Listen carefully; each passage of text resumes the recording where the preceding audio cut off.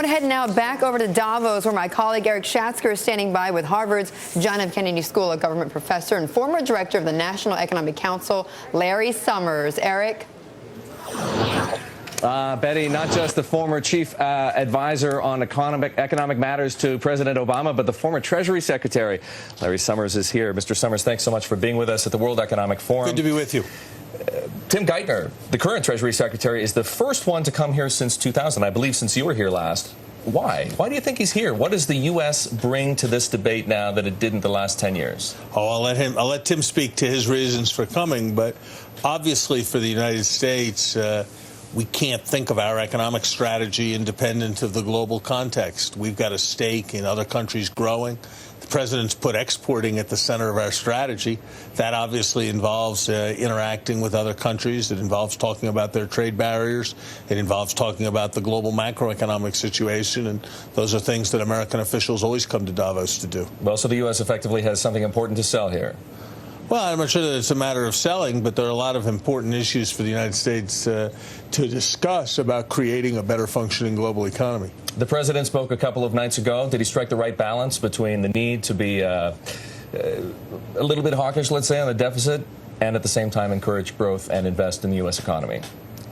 I think the president gave a terrific speech. I think he had just the right emphasis. We're not going to achieve any of our goals unless we accelerate our rate of economic growth and accelerate our rate of job creation. At the same time, even if we're able to do those things, we have a whole set of challenges. You know, people talk about deficits. They think about the accumulation of debt, and that's an important issue, and it's one, as the president said, we've got to address. But there are other deficits as well. When we defer maintenance on our nation's infrastructure, which is now older than it's ever been since the statistics began getting created, that's a deficit, too. When we don't invest adequately in our children and we reap a harvest of social problems as a consequence, that's running a deficit as well. When we shortchange the future by cutting back support for research and development, that's a deficit as well. So I think this idea of renewing the United States economy by addressing our various deficits is a profoundly important one. Is the sudden and unexpected reversal in UK GDP growth a cautionary tale for countries, including the U.S., not to cut spending so fast, not to address your deficit problems that quickly? I think it's a mistake to overinterpret one-quarter statistics, and every country's context is different, and there are a variety of aspects of the UK context.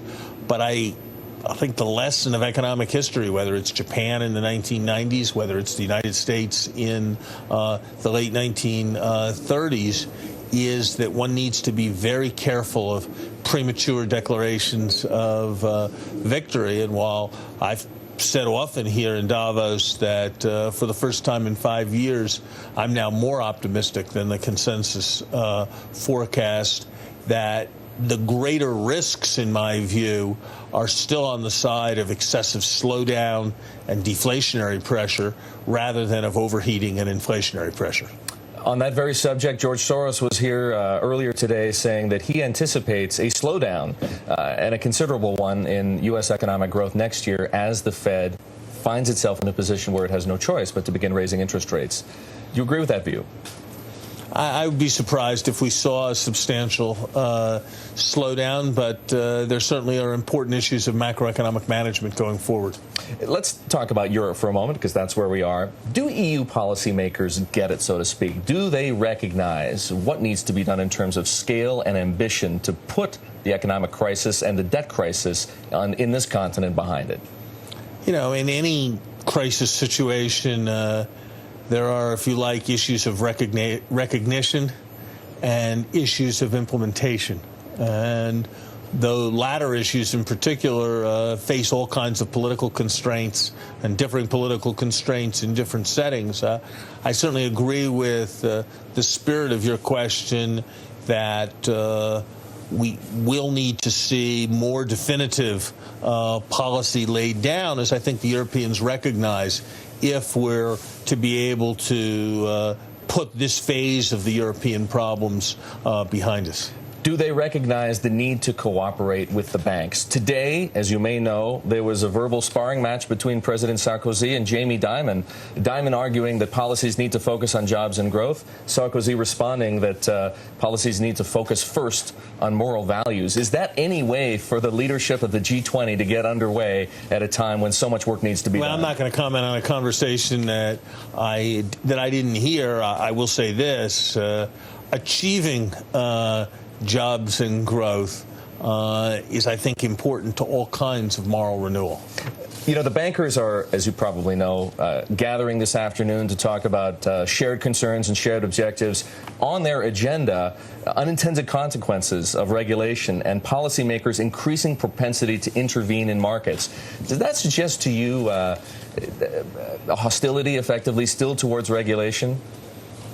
You know, no one likes to see their autonomy circumscribed, and so there will always be, and there always should be, tension between the regulated and the regulators. Indeed, if there's no tension, that's really a sign of some very important problem. And I think during parts of the last decade, we saw the regulators in very, very good harmony with the regulated, and that was followed by vast excesses in risk-taking and real problems. So I think a measure of tension in the relationship is healthy. Obviously, it can be carried too far. And there are lots of Asian officials here. Are the emerging market economies in Asia in danger of overheating? And if do you believe that policymakers are taking the right steps to prevent a hard landing? I think it's a mistake to generalize too much. There certainly are issues in emerging markets of very substantial capital inflows, a desire to maintain exchange rate stability, and that can easily lead to inflationary pressure. Are you thinking of China? I think I just answered your question. All right, Mr. Summers, thanks so much for joining us. Larry Summers, the former chief economic advisor to President Obama and the former Treasury Secretary here at the World Economic Forum in Davos, Switzerland.